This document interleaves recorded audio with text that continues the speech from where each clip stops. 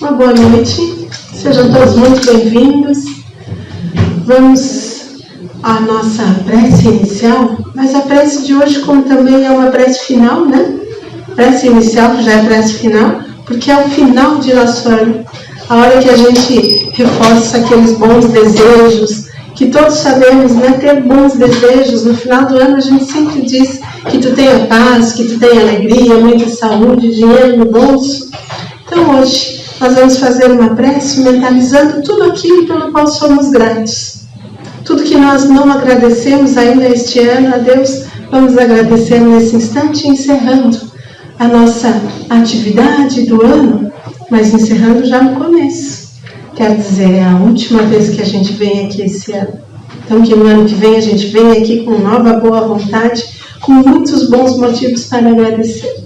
Então vamos fechar os nossos olhos e agradecer a Deus por todos estes dias deste ano, no qual a nossa doutrina cristã nos auxiliou. Agradecemos por tantos ensinamentos do Mestre Jesus que fizeram a diferença em nosso dia a dia. Por todas as vezes que sentimos aquele peso de consciência, pois deveríamos ter agido diferente, também agradecemos. Pois o peso de consciência, a dúvida, só tem aquele que deseja agir melhor, agir no bem. E assim, querido Pai amoroso e bom, agradecemos por tudo de bom que Tu nos concede, por tantas dádivas, por tantas bênçãos em nosso dia a dia. Que possamos, pela prece, nos fortalecermos nos próximos 365 dias do próximo ano, como nos fortalecemos neste ano que passou, pela prece de gratidão, pela prece em rogativa, quando pedimos o Teu auxílio, a Tua ajuda, a Tua proteção. Que tenhamos no próximo ano sempre mais motivos para agradecer. E que assim seja. Que assim seja.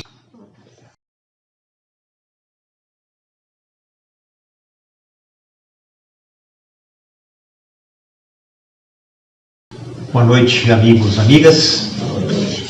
Que bom tê-los conosco aqui neste dia, que possamos aproveitar esses momentos em que podemos usufruir de todos os benefícios que a espiritualidade traz a cada um de nós.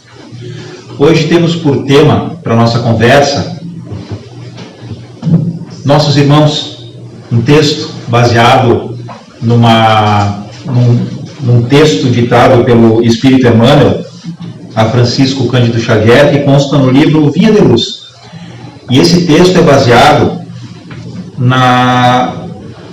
num trechinho da primeira carta de João, no seu 4º capítulo, versículo 21, quando ele nos diz: e este é o mandamento que dele recebemos: aquele que ama a Deus, ame também seu irmão. Com base nisso, Emmanuel nos diz: em verdade, amamos a Deus em todos os motivos de júbilo dentro da nossa marcha evolutiva. O Evangelho, entretanto, é farto de recomendações no sentido de amarmos também os nossos irmãos, entre as pedras e sombras da escabrosa subida. Certo, a palavra da Boa Nova não se reporta aos companheiros amados e felizes que já solucionaram conosco as questões de harmonia mental, e sim aos que respiram em nossa atmosfera, exigindo auxílio fraterno e seguro. São eles, os irmãos doentes que reclamam remédio, os infortunados que pedem consolo, os fracos que esperam defesa, os ignorantes que anseiam por esclarecimento, os desajustados que necessitam de compreensão, os criminosos distanciados do socorro e da luz, os insubmissos que nos desafiam à tolerância, os desequilibrados que nos induzem a vigiar para o bem, os demolidores que nos oferecem o ensejo de reconstruir, os revolucionários que nos auxiliam a reconhecer os benefícios da ordem, os que nos ferem, ajudando-nos a desbastar as próprias imperfeições, os que nos perseguem e caluniam, proporcionando-nos a oportunidade de suportar com o Cristo na prática do Evangelho. O irmão iluminado e bondoso, em si, já representa uma obra viva do Pai, por meio da qual o conhecemos e admiramos. O irmão ignorante ou infeliz, porém, é uma obra que o céu nos convida a amparar e embelezar no rumo da perfeição, em nome do Todo Misericordioso. Se amas a Deus no irmão que te entende e ajuda, não te esqueça de honrá-lo e querê-lo no irmão que ainda te não pode amar. O texto é breve, porém muito profundo, e nos traz importantes reflexões, que vem muito de encontro ao momento em que a gente vive, nesse período de transição. Vivemos, no calendário humano, essa troca de ano, e normalmente esse é um período onde nós somos induzidos, mesmo que inconscientemente, a fazer inúmeras reflexões, analisando tudo o que foi feito nos meses passados, programando o que gostaríamos de fazer, os nossos desejos para o ano vindouro. Mas é preciso que trabalhemos também, não só os quesitos materiais, e sim os nossos quesitos morais. Lembrando que nós somos espíritos reencarnados. Estamos aqui num processo de aprendizagem. A doutrina espírita nos lembra que nós fomos criados por Deus simples e ignorantes há muito tempo atrás. Nós somos espíritos. Nós não somos só o corpo de carne que nós enxergamos quando nos olhamos no espelho, quando nos tocamos. Nós somos o ser pensante. Nós somos o ser imortal. O corpo perece, mas o espírito segue. Se o espírito segue é porque nós também temos um passado muito longo, um passado no qual viemos vivendo experiências diversas, onde aprendemos uma infinidade de coisas. E tudo aquilo que aprendemos jamais se perde. Segue conosco. Muitas vezes em estado latente, em estado inconsciente, mas os nossos aprendizados jamais se perdem. E esses aprendizados ajudam a que venhamos ser o que nós somos hoje. Nós somos o fruto dos nossos esforços, de muitos e muitos séculos, de muitas e muitas reencarnações. Contudo, ainda estamos num longo processo que nos aguarda de evolução. Precisamos mudar muito. Precisamos lutar contra as dificuldades íntimas que ainda carregamos dentro de nós e que estão enraizadas no nosso ser, porque nos acompanham há muito tempo. O orgulho, a vaidade, o egoísmo, a ganância, a prepotência, tudo aquilo que nos afasta do amor verdadeiro, aquele amor que o Cristo tanto nos ensina. E para que venhamos a aprender a nos libertar de tudo aquilo que nos prejudica, que nos acompanha há tanto tempo e que atrasa o nosso processo evolutivo, Deus, na sua sabedoria, nos permite que reencarnemos.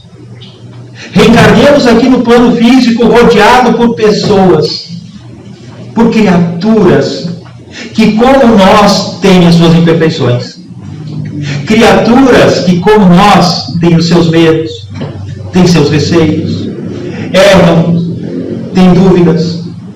São, como nós, imperfeitos.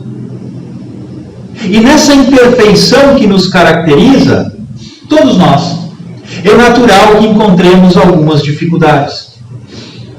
Como também é natural que tenhamos afinidade com algumas pessoas. Há pessoas que nós olhamos e no primeiro instante as amamos. Temos uma afinidade instantânea, pessoas que, sem entendermos como, se tornam muito queridas. E normalmente, como nos diz Emmanuel na mensagem, nós louvamos a Deus pela presença dessas pessoas nas nossas vidas. São anjos abençoados, que vêm nos trazer mão amiga nos momentos difíceis, palavras adequadas nos momentos mais tristes, mais desesperadores. São o ombro amigo que nos auxilia quando a gente precisa. São motivo de júbilo e de graças a Deus. Mas também, como nos lembra Emmanuel, é preciso que aprendamos a louvar e agradecer e amar a Deus nas demais criaturas que fazem parte da nossa vida. E em especial aquelas que nós temos algum tipo de dificuldade de relacionamento, de entendimento. E eu vou explicar por quê. Porque essas pessoas, meus irmãos e minhas irmãs, são verdadeiros presentes que Deus nos concede.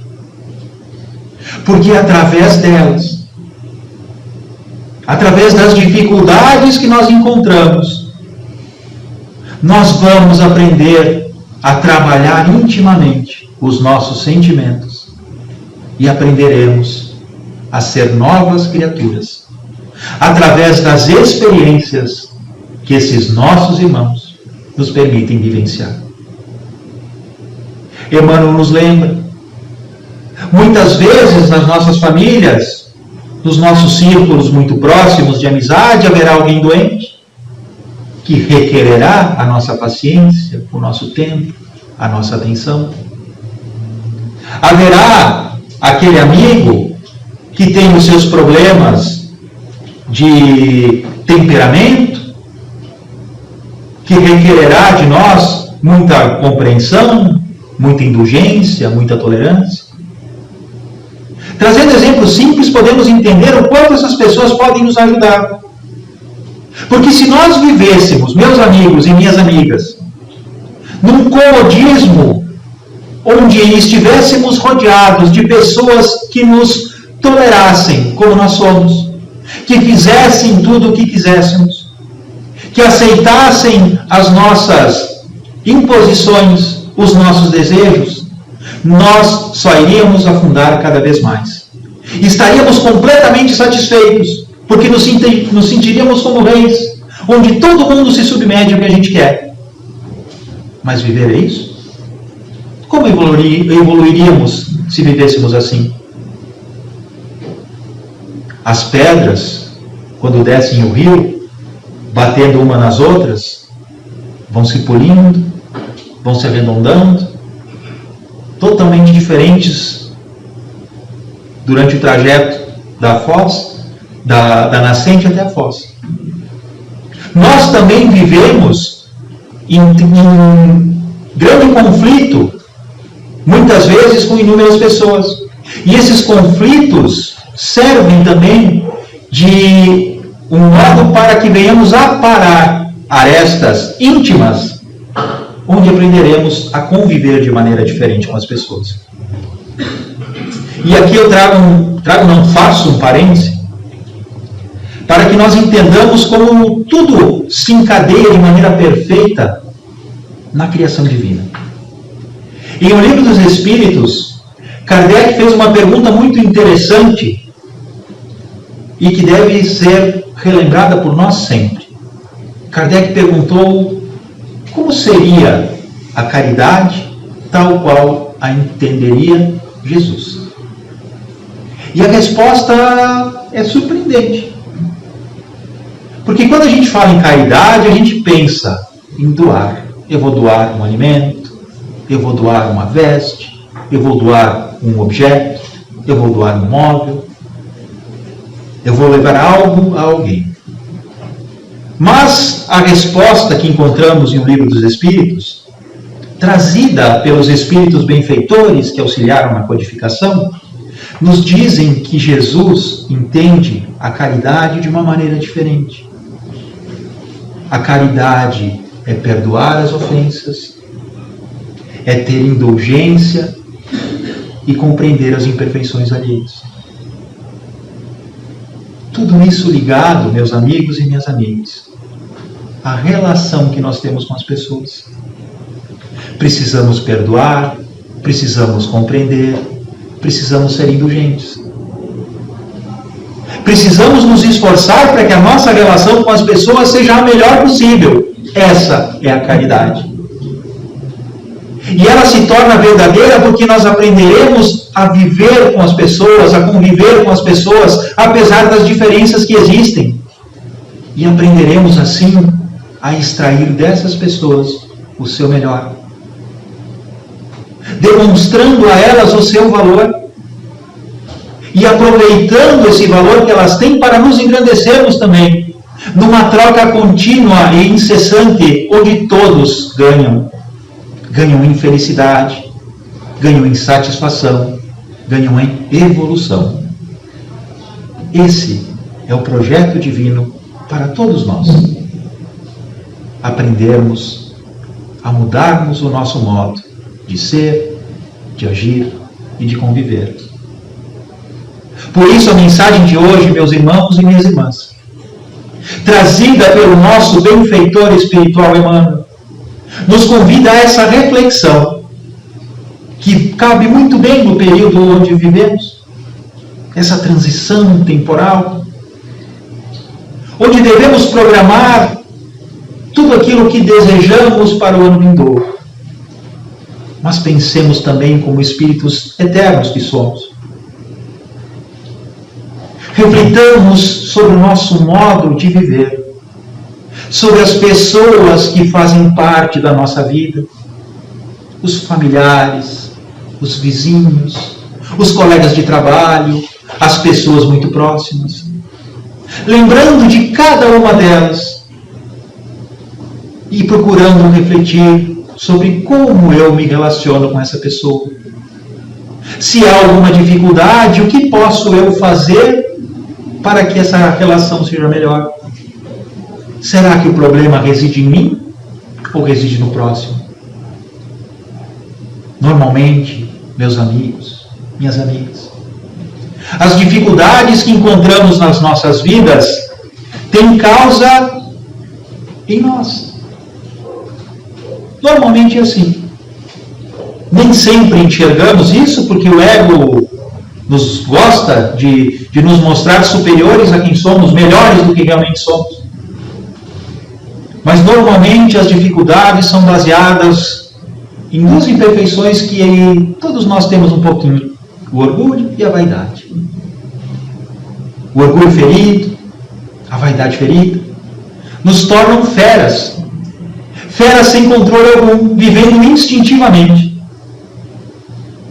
Porém, precisamos lembrar que nós, espíritos eternos que somos, eternos não, imortais, porque eterno só Deus, espíritos imortais que somos, nós temos a eternidade pela frente. E tudo aquilo que nós fazemos desde já repercute para a eternidade. Não é algo para pouquíssimo tempo. É algo para sempre. E o nosso trabalho íntimo de reforma moral, de transformação íntima que devemos desempenhar cada um de nós, é esse trabalho que será um benefício para todo sempre. Nós olhamos à nossa volta no mundo que nos cerca e vemos tantas dores, tantas dificuldades. Muitas vezes gostaríamos de mudar o mundo, mas não sabemos o que fazer. Gostaríamos de terminar com a fome, de terminar com as desigualdades sociais, de eliminar as doenças. Nós gostaríamos, todos nós, de ter um mundo repleto de paz e felicidade. E isso é possível. Tenho certeza que é. Porque Deus cria tudo de maneira perfeita. E digo para você, sem medo de errar, a Terra, o lugar onde a gente vive, foi criado por Deus para ser um lugar de felicidade. O problema é que a gente veio morar aqui. E aí a gente estraga um pouquinho. Nós criamos uma série de dificuldades em função das nossas imperfeições. Mas da mesma forma que nós criamos dificuldades, nós podemos criar um ambiente propício para que a felicidade exista. Para que as desigualdades se diluam. Para que as doenças se extinguam. Para que o propósito divino de felicidade se estabeleça. Contudo, para que isso aconteça, nós precisamos mudar. E Deus trabalha incessantemente para que nós encontremos o caminho que nos permita essa transformação. Mas para isso é preciso que todos nós tenhamos consciência de responsabilidade. Lembrando que nós não somos turistas vivendo aqui na Terra como alguém que sai de férias e vai lá para conhecer um determinado lugar. Nós estamos reencarnados aqui para aprender, meus amigos, minhas amigas. Para aprender a todos os instantes. E Deus nos oferece oportunidades repetidamente para que aprendamos lições indispensáveis ao nosso crescimento moral. Nenhum de nós é exigido além das nossas capacidades. Cada um de nós tem as suas lutas. Cada um de nós enfrenta as suas dificuldades. Mas também cada um de nós tem o apoio divino ao seu lado, para que nós possamos, através do nosso esforço, corroborado por esse apoio divino, alcançar sucesso nos nossos propósitos. Porém, não basta que imaginemos que tudo aconteça de maneira espontânea. É preciso que nos empenhemos.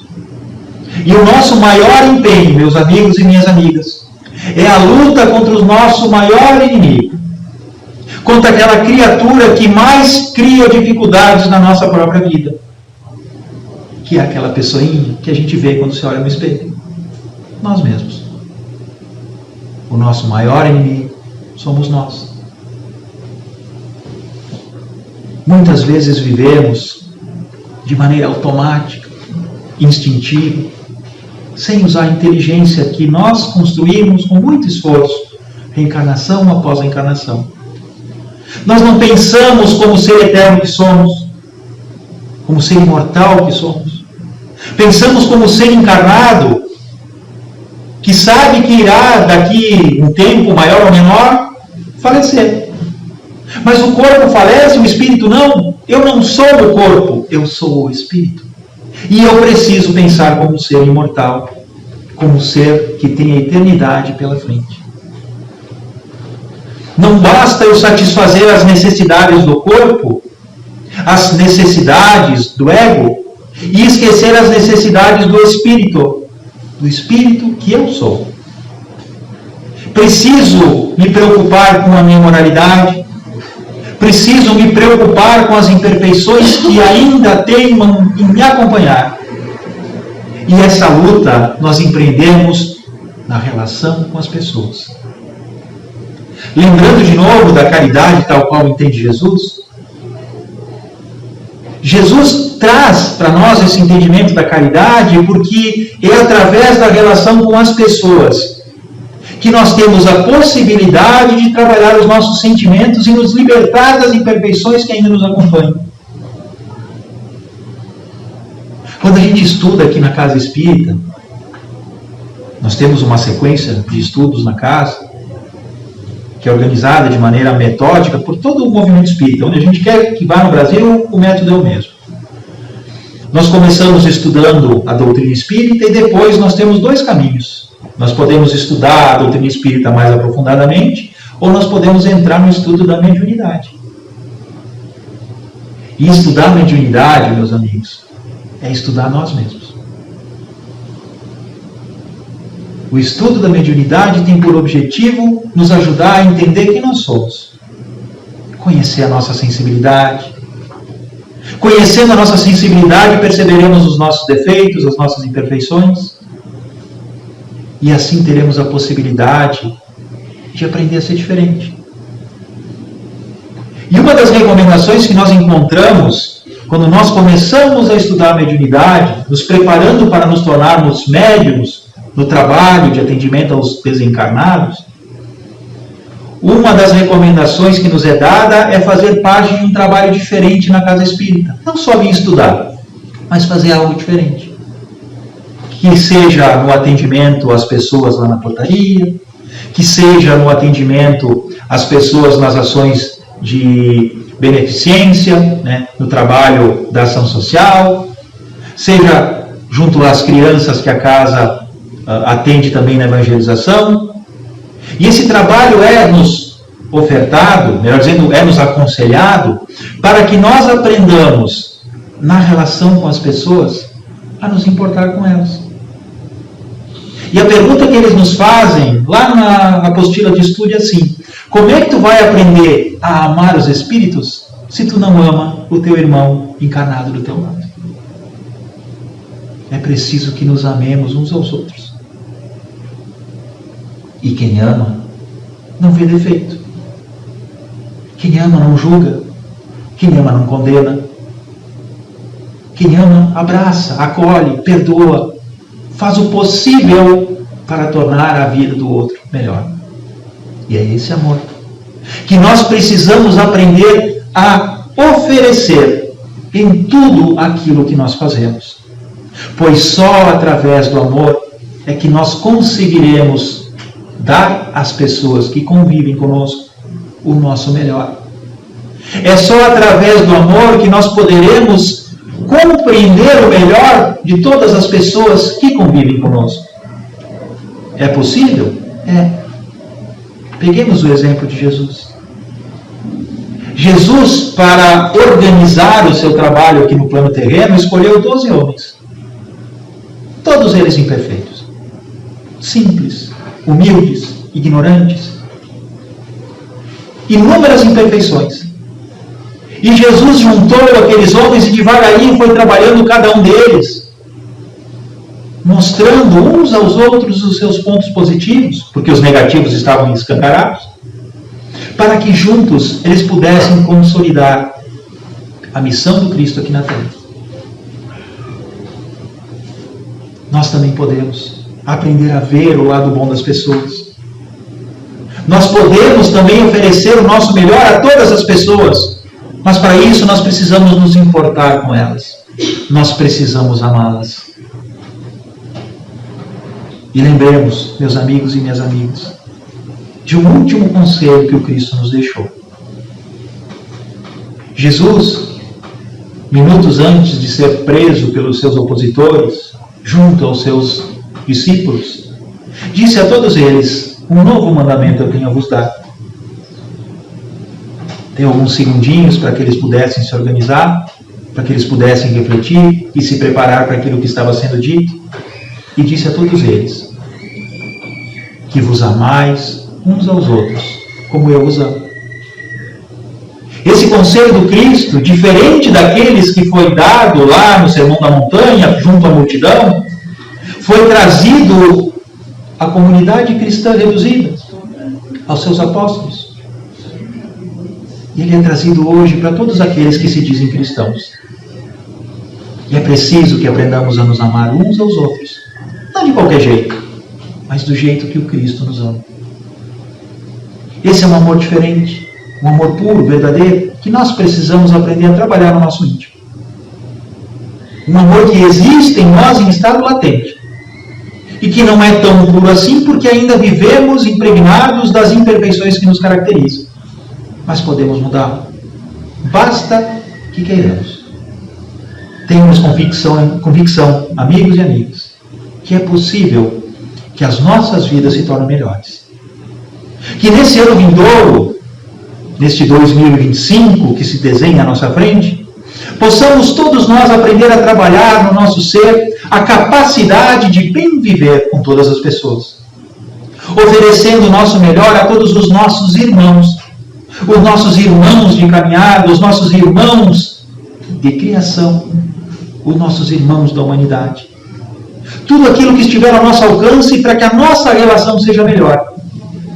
Aprendamos a ser pacientes, a ser tolerantes, a ser indulgentes. Aprendamos a ser caridosos, a ser amorosos. Aprendamos a fazer pelo próximo o que nós queremos para nós mesmos. Que as bênçãos de Jesus, que a paz do Cristo esteja com todos nós, amparando-nos nesses dias em que o ano se encerra, iluminando-nos para que no ano novo possamos caminhar a passos largos no nosso programa evolutivo, esse programa divino que nos acompanha há muitos séculos, e que todos nós, através dos nossos esforços, possamos fazer valer a pena a oportunidade de estarmos aqui neste mundo de expiações e provas. E lembro, um último recadinho aos amigos e às amigas. Normalmente, a gente sempre lembra de Jesus pedindo a Ele as suas bênçãos, o seu socorro, porque nós precisamos dele.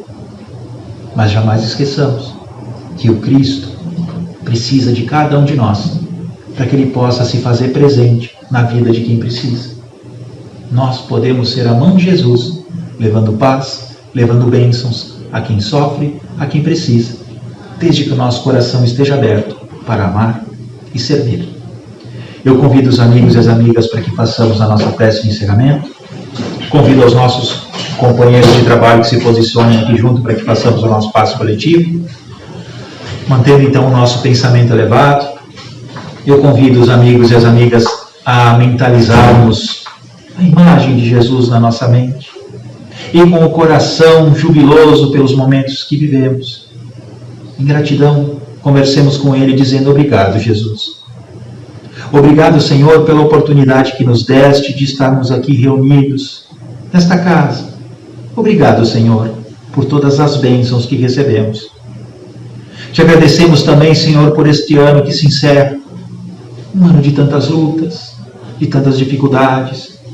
Um ano de tanta incerteza, Senhor, mas também um ano de tantas bênçãos, de tanto amor que acabou impregnando todo o nosso estado. Sabemos, Mestre, que nada acontece ao acaso. Tudo tem um bom propósito nos desígnios de Deus. E te rogamos, Mestre, que possamos aprender as lições que esses eventos tinham a nos trazer para que aprendamos a ser pessoas, a ser um povo diferente. Rogamos, Jesus, que as tuas bênçãos estejam conosco também no ano vindouro. Que possamos nos esforçar cada vez mais por nos tornarmos pessoas de bem, verdadeiros cristãos, levando a tua paz, levando as tuas bênçãos e os teus exemplos onde quer que estejamos. Pedimos também, Senhor, pelos nossos lares, pelos nossos familiares, que possam ser envolvidos também, Senhor, da mesma forma que nós, pelas tuas bênçãos. Pedimos também por todas as pessoas que nós lembramos nesse momento, sejam encarnados ou desencarnados. Que a tua paz e o teu amor, Jesus, envolvam e protejam a todos. E assim sendo, Mestre, mais uma vez nós te agradecemos, rogando que o teu auxílio possa nos acompanhar e nos proteger no decorrer dessa semana. Muito obrigado, Senhor. Muito obrigado, senhoras e senhores. Que assim seja. Obrigado pela atenção, gente, e um feliz 2025 a todos.